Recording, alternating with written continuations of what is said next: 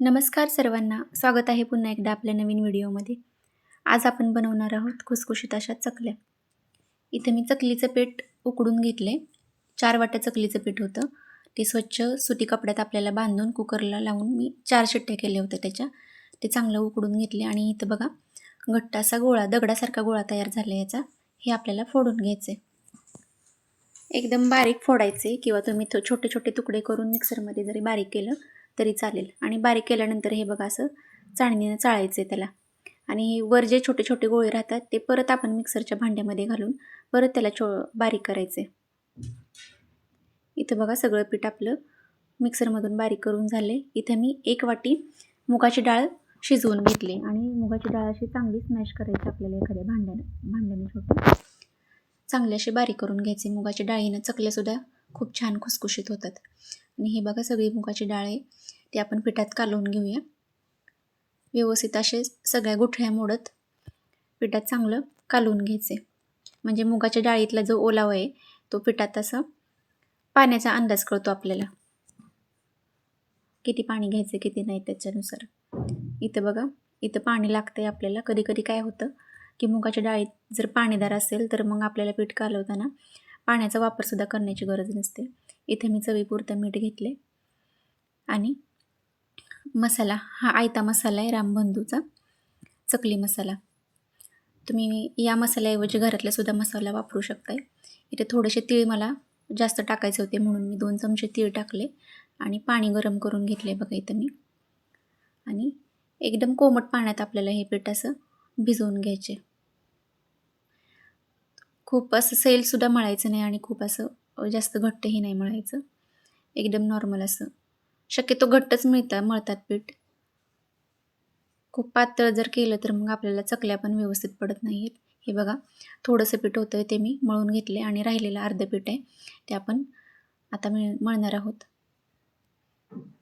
जर पीठ जास्त असेल तर असे 2-2 बॅचेसमध्ये आपण मळू शकतोय.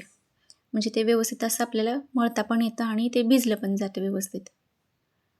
हे पण चांगलं मळून घेऊया आपण त्याच पाण्यात, कोमट पाण्यात.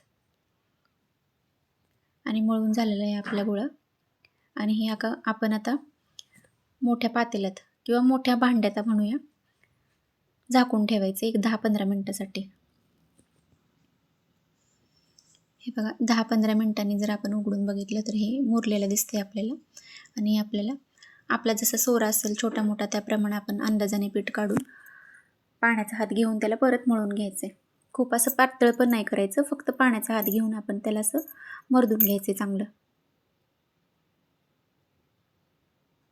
अशा प्रकारे सगळं पीठ एकजीव करून आपल्याला सोऱ्यामध्ये किंवा शेवग्यामध्ये घालून द्यायचं.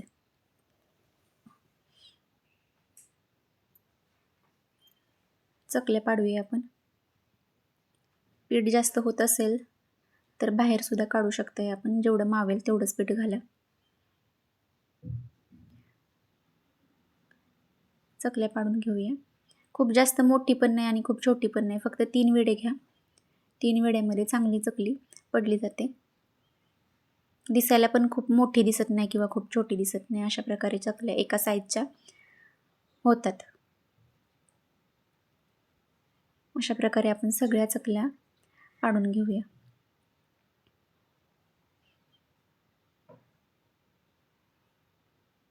तेल तापायला ठेवलंय आपण इकडं. तेल जास्त गरमही नाही आणि खूप असं नरमसुद्धा नाही. खूप असं थंड पण नाही आपण हे करायचं. हे बघा थोडासा गोळा टाकला आणि तो वर आला की समजायचं आपलं तेल तापलेलं आहे. एकदम मीडियम गॅसवर आपल्याला तळून घ्यायचं या चकल्या. आणि उलटण्याची अजिबात चकली पलटी करण्याची अजिबात घाई करायची नाही आहे आपल्याला. नाहीतर ती सगळी चकली होऊ शकते, मोडू शकते. जेवढ्या तेलात बसतील तेवढ्या चकल्या टाका. खूप जास्त चकल्या टाकल्या तर त्या व्यवस्थित तळल्यासुद्धा जात नाहीत आणि चकली तुटण्याची भीती असते.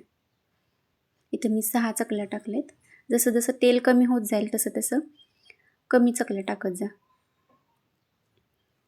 आणि 1 2 ते 3 सेकंदांनी मी याला पालतं केले. हे असे खूप सारे बबल्स येतात आपल्याला तळताना आणि बबल्स कमी झाले की समजायचं आपली चकली चांगली तळली गेली. हे बघा अशा प्रकारे छान रंगसुद्धा आला आहे. दुसरीसुद्धा बॅच आपण चकलीची तळून घेऊया. फक्त इथे एकच गोष्ट लक्षात ठेवायची आहे की खूप घाई करायची नाही आपल्याला चकली तळताना. मेन चकली उलटताना 3 ते 4 सेकंदांनी उलटली तरी चालेल. नाहीतर चकली तुटण्याची खूप शक्यता असते जास्त. हे बघा अशा प्रकारे. थोडी गडबड केली की मग सगळी चकली ती फसून जाते. अशा प्रकारे सगळ्या चकल्या आपण व्यवस्थित अशा तळून घेऊया. आणि या मुगाच्या पिठाच्या चकल्या खूप छान आणि खुसखुशीत होतात. तयार झालेल्या आहेत आपल्या चकल्या. व्हिडिओ आवडला असेल तर लाईक, शेअर आणि सबस्क्राईब करायला विसरू नका. धन्यवाद.